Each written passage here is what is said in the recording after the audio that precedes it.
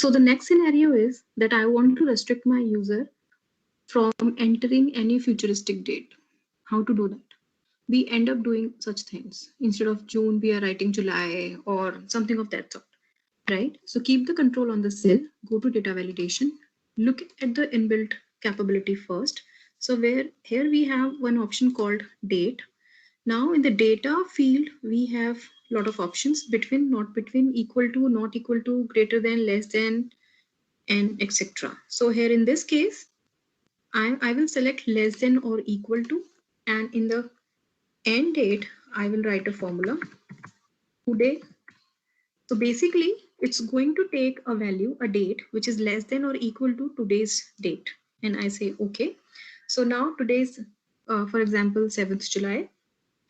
Here I will write July 8, 2020, and it's not taking the value because it's a futuristic date. In case I'm writing July 6, 2020, again, it's not taking the value. Why? Because this is not a format of writing a date in Excel, right? So how to do go ahead? I will simply write 0607 2020. It's going to take this value.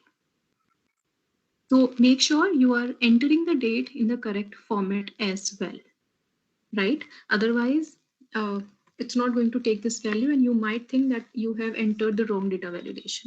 So another way to tell your users that you need to enter the right date format as well, we have an option.